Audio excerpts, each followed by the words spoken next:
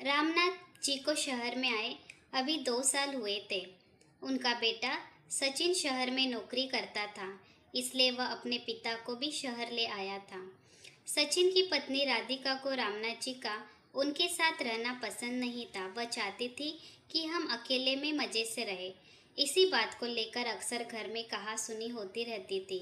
एक दिन राधिका घर का काम निपटा रही थी, तभी रामनाथ जी के हाथ से एक शीशे का गिलास गिरकर टूट गया।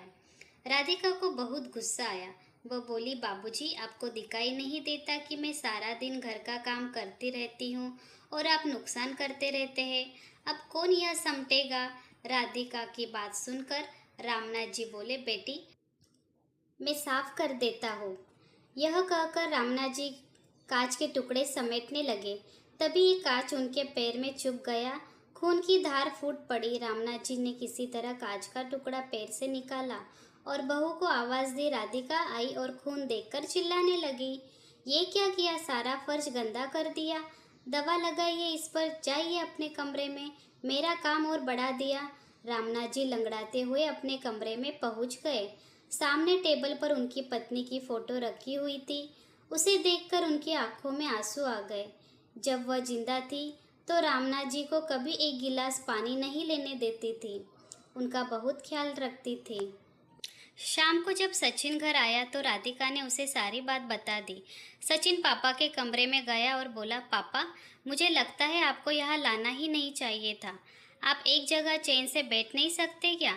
रामनाथ जी कुछ नहीं बोले, बस चुपचाप बैठे रहे। कुछ देर बड़बड़ा कर सचिन बाहर चला गया। रामनाथ जी कहीं अतीत में खो गए। जब सचिन पैदा हुआ था, उन्होंने पूरे गांव को दावत दी थी। उनकी पत्नी यशोदा ने बहुत लाड़ प्यार से सचिन को पाला। सचिन जब थोड़ा बड़ा हुआ तो रामनाथ जी उसे अपनी साइकिल पर बैठाकर स्कूल छोड़ने जाते थे। गांव से दूर बड़े से स्कूल में उसका दाखिला करवाया था। दोपहर को खेत में काम करते करते हमेशा घड़ी देखते रहते थे। जैसे ही सचिन की छुट्टी का समय होता, उससे पहले ही स्कूल के गेट पर पहुंच जाते थे। सचिन को घर पर छोड़कर फिर साइकिल उठाकर भरी दोपहरी में खेत पर जाते थे और रात तक मेहनत करते थे। सचिन जब 5वीं 8वीं क्लास में आया तो एक दिन अपने पिता से बोला, पिताजी, आप मुझे स्कूल छोड़ने मत जाया करो। मेरे सारे दोस्त मजाक उड़ाते हैं। आप मुझे एक साइकिल दिलवा दो। यशोदा जी ने बोला, अच्छा, अपने बाप के साथ जाने में शर्म आती है। कोई साइकिल नहीं मिलेगी। जाना है तो पैदल जा। रामनाथ जी ने सचिन की बात को समझकर उसे साइकिल दिलवा दी। धीरे धीरे वह पढ़ लिख कर शहर गया। शहर जाकर नौकरी करने लगा। रामनाथ जी से अब काम नहीं होता था। सचिन हर महीने कुछ पैसे भेज देता था। एक दिन सचिन गांव आया और उसने बताया कि उसने एक लड़की पसंद कर ली है। वो दोनों शादी करना चाहते हैं, लेकिन वहाँ आप लोगों को शादी में नहीं बुला सकता। शहर की शादी में आप लोग सही नहीं रहोगे। यह सुनकर रामनाथ जी और यशोदा का दिल टूट गया। यशोदा ने तो कुछ ही दिन बाद बिस्तर पकड़ लिया। 2 महीने बाद सचिन राधिका को लेकर गांव आया, लेकिन एक ही दिन रुककर वापस जाने लगा। रामनाथ जी ने उसे कहा, बेटा, कुछ दिन रुक जा। शायद तेरी माँ की अंतिम घड़ियाँ आने वाली है। कुछ दिन तुम लोग साथ रहोगे तो उसे अच्छा लगेगा। सचिन ने कहा, पिताजी, राधिका नहीं रुकेगी। उसे गांव पसंद नहीं आ रहा है। दोनों चले जाते हैं। कुछ दिन बाद यशोदा जी अपने बेटे को याद करते करते दम तोड़ देती है। उस समय सचिन और राधिका दोनों 13वीं तक रुकते हैं। फिर रिश्तेदारों के कहने पर सचिन अपने पिता को शहर ले आया, लेकिन अब दोनों उनसे परेशान हो चुके थे। रामनाथ जी को अब कोई ठिकाना भी नहीं था। गांव का मकान और खेत सचिन ने बेच दिए थे।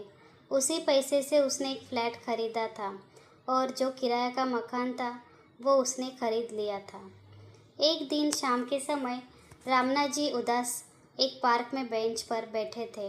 उनके जीवन का अब कोई मकसद नहीं था। तभी उन्होंने देखा 3-4 उनकी उम्र के लोग वही पार्क में बैठे हंस रहे थे। सभी एक दूसरे से मजाक कर रहे थे। रामनाथ जी को यह देखकर अपने गांव की याद आ गई। गांव की चौपाल पर वे भी गांव वालों के साथ अपने सुख दुख बांटते थे। इसी बीच किसी की आवाज़ से उनका ध्यान भटका।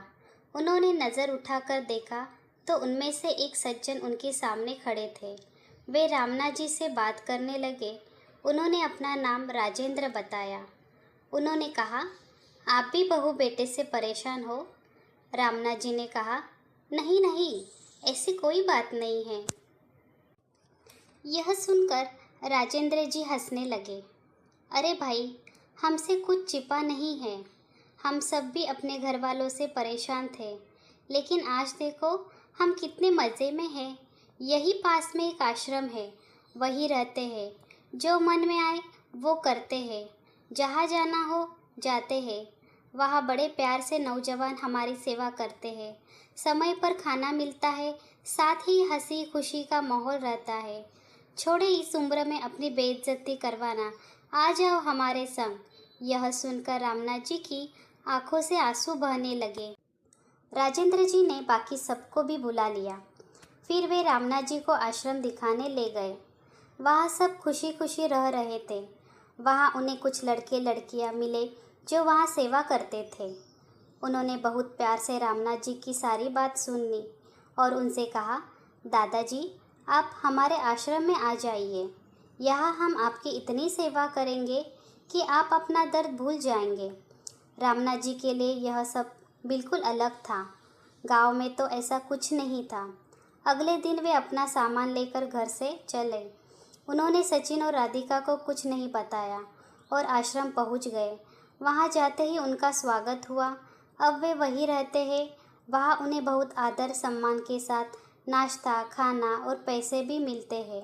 अब वे भी उस ग्रुप का हिस्सा थे जहां केवल खुशियां बांटी जाती है। दोस्तों, अगर आपको ये कहानी पसंद आई हो तो चैनल को प्लीज़ शेयर, सब्सक्राइब, लाइक ज़रूर कीजिएगा। धन्यवाद।